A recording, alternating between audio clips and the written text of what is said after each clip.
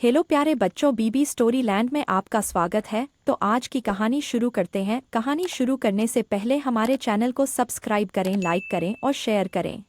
कल्पना ने घर में देखा तो चिल्ला कर पड़ी, ये पानी कहाँ चला गया? एक बर्तन में भी पानी नहीं है। कल्पना की माँ साधना जी ने कहा, बेटी आज मुझे बुखार था, पानी लेने नहीं जा पाई। ओहो माँ, अब पानी के बगैर कैसे काम चलेगा? रुको, मैं कुएं से पानी लाती हूँ। कल्पना ने जैसे ही घड़ा उठाया, साधना जी ने उसे रोकते हुए कहा, नहीं बेटी, पानी लेने मत जा, कुएं के पास खतरा है, वहां रात में कोई नहीं जाता। कल्पना ने कहा, माँ कैसी बात करती हो, मुझे प्यास लगी है, आप इधर उधर की बातें कर रही हो। मैं अभी गई और पानी लेकर आई। साधना जी ने कहा, नहीं मैंने कहा न, वहां मत जा, कुएं के पास आत्माओं का वास है। लेकिन कल्पना नहीं मानती, वह चली जाती है। काफी समय बीता जाता है। साधना जी किसी तरह बिस्तर से उठकर दरवाजे तक आती हैं। पड़ोस में रहने वाले पारस को आवाज देती हैं। पारस उनके पास आता है। क्या हुआ चाची, क्या बात है? आपको तो बुखार था, यहाँ उठकर क्यों आ गईं? साधना जी वहीं दरवाजे पर बैठ जाती हैं। बेटा, कल्पना कुएं पर पानी लेने गई है, अभी तक नहीं आई। यह सुनकर पारस चौंक जाता है। क्या कह रही हो चाची, तुमने कल्पना को अकेले इस समय कुएं पर भेज दिया? जरा सोचो तो, वहां अगर कोई आत्मा ने उस पर कब्जा कर लिया तो क्या होगा? बेटा तू जाकर देखा जरा कल्पना को। यह सुनकर पारस ने मना कर दिया, नहीं चाची, मैं नहीं जा सकता। तभी सामने से कल्पना आती दिखाई देती है। उसे देखकर पारस कहता है, लो चाची, आ गई तुम्हारी बेटी। कल्पना कहाँ रह गई थी तू, इतनी देर हो गई। कल्पना यह सुनकर गुस्से से पारस को देखती है, इसने ही भड़काया होगा तुझे।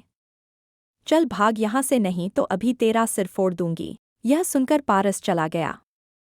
साधना जी ने कहा, बेटी ऐसे क्यों करा तूने? जानती है पारस ने हमारी कितनी मदद की है। एक आवाज में दौड़ा चला आता है, सुन बुढ़िया, मैं किसी की बेटी नहीं हूँ। आज के बाद कोई इस घर में नहीं आएगा, तू भी चुपचाप पड़ी रह, ज्यादा बकबक की तो तुझे जान से मार दूंगी। कल्पना का बदला हुआ रूप देखकर साधना जी घबरा जाती हैं। सुबह तक उनका बुखार उतर जाता है। सुबह होते ही कल्पना खेत पर चली जाती है। उसके जाने के बाद साधना जी गांव में रहने वाली एक देवी की पुजारिन शारदा के पास जाती हैं। शारदा ने साधना को देख तो बोली, आ गई, मैं तेरा ही इंतजार कर रही थी। बेटी को संभाल कर न रख सकी, आ गई वो भी चुड़ैल के कब्जे में। यह सुनकर साधना जी रोने लगती हैं। मां जी, आपको कैसे पता? वो बस कल पानी लेने गई थी, जब से वापस आई है उल्टा सीधा बोल रही है। शारदा जी ने कहा, मैं जानती हूँ, वो उस नीले नखून वाली चुड़ैल के कब्जे में आ गई है। तू देखती रहना, उसके बाएं पैर के अंगूठे का नखून हल्का नीला होगा। धीरे धीरे वह ज्यादा नीला होता जाएगा। जब वह नीले से काला होने लगा तब समझ लियो तेरी बेटी खत्म, वो चुड़ैल उसे अपने साथ ले जाएगी। यह सुनकर साधना जी ने शारदा जी के पैर पकड़ लिए। बचा लो मेरी बेटी को, उसके सिवा मेरा कोई नहीं है।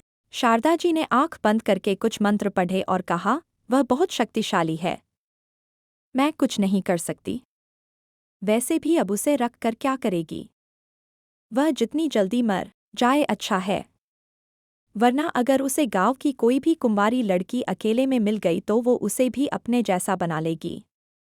गांव में कम से कम और लड़कियां तो बच जाएगी। साधना जी ने पुजारिन के पैर पकड़कर बहुत मनाने की कोशिश की, लेकिन शारदा जी ने उनकी कोई मदद नहीं की। उन्होंने बस इतना कहा, अपनी बेटी को किसी तरह रात के समय में घर में बंद करके रख, इससे गांव के लोग बच जाएंगे। साधना जी रोती हुई अपने घर आ जाती हैं। कुछ देर बाद कल्पना भी घर आ जाती है। साधना जी उसे खाना परोस कर देती हैं। तभी उनका ध्यान उसके अंगूठे पर जाता है। वह हल्का सा नीला था। यह देखकर वे कल्पना से पूछती हैं, बेटी ये तेरा अंगूठा लाल कैसे हुआ? मुझे भूल जाओ माँ, कल जब मैं पानी लेने गई थी तभी वहां एक औरत खड़ी थी, उसका पूरा शरीर नीला था। वह पानी मांग रही थी, मैंने उसे पानी पिलाया, उसके बाद उसने मेरे सिर पर हाथ फेरा, तब मैं बेहोश होने लगी। जब मुझे होश आया तो वहां कोई नहीं था। रात होते ही वो मुझ पर हावी हो जाती है। उसके अलावा मुझे किसी से बात करना अच्छा नहीं लगता। यह कहकर कल्पना रोने लगती है। साधना जी उसे चुप कराती हैं। कल्पना उनसे कहती है, माँ मुझे रात होने से पहले अंदर के कमरे में बंद कर दिया करो। नहीं तो पता नहीं मैं कर दूंगी। मैं अपने वश में नहीं रहती। इसी तरह कुछ दिन बीत आते हैं। कल्पना कमजोर होने लगती है और उसके पैर का नखून धीरे धीरे ज्यादा नीला होने लगता है। साधना जी कई जगह कल्पना के लिए बात करती हैं, लेकिन कोई भी उस चुड़ैल से कल्पना को मुक्त नहीं करा पाता। एक दिन साधना जी अपने घर के बाहर आंगन में बैठी थीं। तभी गांव वाले इकट्ठे हो जाते हैं। मुखिया ने कहा, साधना बहन कल्पना को लेकर इस गांव से चली जाओ वरना गांव वाले उसे जलाकर मार देंगे। साधना जी गुस्से से चिल्लाते हुए बोली, तुम सब लोग उस चुड़ैल को मारो जिसने मेरी बच्ची की ये हालत कर दी। उस पर कोई जोर नहीं चलता तो मेरी बच्ची को मारने आ गए। चले जाओ यहाँ से नहीं तो मैं रात को कल्पना को खुला छोड़ दूंगी। जब तुम्हारे बच्चे ऐसे तड़पेंगे तो तुम्हें पता लगेगा। यह सुनकर सब गांव वाले चले जाते हैं।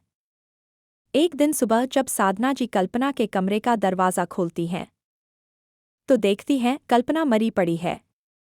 उसका पूरा शरीर नीला हो चुका था। बहुत हिम्मत करके कुछ लोग कल्पना का अंतिम संस्कार करते हैं। अंतिम संस्कार के बाद साधना जी सभी गांव वालों के सामने कहती हैं, मेरी बच्ची तो चली गई, किसी ने उसकी मदद नहीं की, लेकिन फिर भी मैं चाहती हूँ कि जो मेरी बच्ची के साथ हुआ वह किसी और के साथ न हो। आप लोग मेरी मदद करो उस चुड़ैल से बदला लेने में, वरना एक दिन इस गांव में कोई जिंदा नहीं बचेगा। सभी गांव वाले सहमत हो जाते हैं। लेकिन यह सब कैसे होगा? कहानी के अगले भागों में जानेंगे। ऐसी और अच्छी कहानियां सुनने के लिए हमारे चैनल को सब्सक्राइब करें। मिलते हैं आपसे अगली नई कहानी के साथ। हमारी पूरी वीडियो देखने के लिए शुक्रिया।